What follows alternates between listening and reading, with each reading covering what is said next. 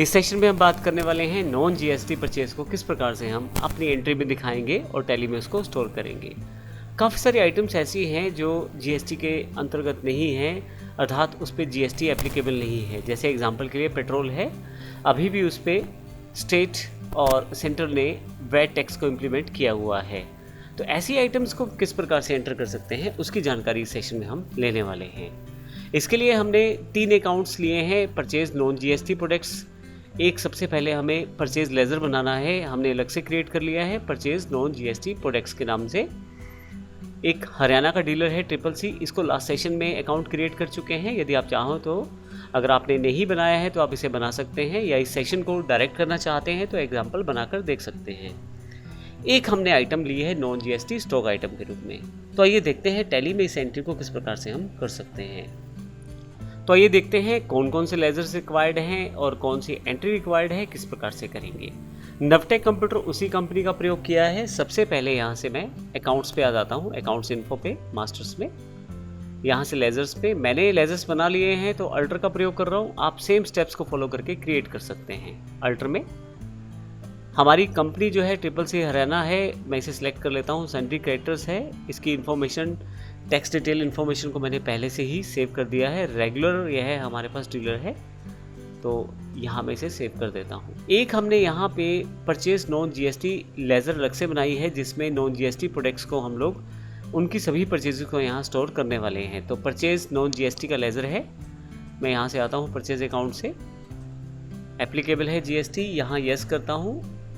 अब यहाँ पे आपके पास परचेज नॉन जीएसटी दिखा रहा है। अभी कॉन्फ़िगरेशन अगर आप सेटअप करें तो आप इसको खोल के देख सकते हैं। डिफ़ॉल्ट रूप में यहाँ पे टाइप ऑफ गुड्स नहीं दिखाया गया है, तो मैं यहाँ से अगर इसे इस सेट टाइप ऑफ गुड्स को येस कर लूँ तो यहाँ पे यदि आप देखें तो सेट टाइप ऑफ गुड्स को मैंने येस कर दिया है। फाइनली बाकी सभी ऑप्शंस को नो या येस कर सकते हैं आप अकॉर्डिंग टू रिक्वायरमेंट। मैं show all GST tax types को भी येस कर देता हूँ। अभी हालांकि यहाँ इम्प्लीमेंटेड नहीं रहेगा क्योंकि नॉन जीएसटी प्रोडक्ट है, तो इस कारण से यहाँ पे कोई भी आपको रेट नहीं दिखाई देगा। इस नॉन जीएसटी गुड्स मुझे यहाँ पे येस करना है, गुड्स को सिलेक्ट करना है, फाइनली मेरा अकाउंट क्रिएट हो जाएगा। इसी तरह से मैंने एक स्टॉक आइटम क्रिएट किया है। इन्वेंटरी इन्फो पे जाऊँगा, स्टॉक आइटम्स पे, मैं अल्टर पे जाऊँगा, आपको क्रिएट करना पड़ेगा। तो यहाँ से आइटम नॉन जीएसटी मैंने एक आइटम क्रिएट की है प्राइमरी ग्रुप के अंतर्गत, जीएसटी एप्लीकेबल है। यदि मैं यहाँ पे आपको दिखाऊँ तो यहाँ पे नॉन जीएसटी गुड्स को सिलेक्ट कर लिया गया है कि यह हमारा जो प्रोडक्ट है यह है नॉन जीएसटी गुड्स के अंतर्गत आता है, गुड्स है। फाइनली इसे मैं सेव कर देता हूँ। अब चलते हैं एंट्री किस प्रकार से करेंगे। इसके लिए मैं डिस्प्ले पर आता हूँ, डे बुक पर, और यहाँ से मैं ऑल्ट F2 के साथ 1/4 से लेकर 31/7 तक की सभी एंट्रीज को ले आता हूँ। अब यहाँ पे एंट्री जो एक साथ को हुई है और वाउचर नंबर 5 से परचेज हुई है, यह हमारी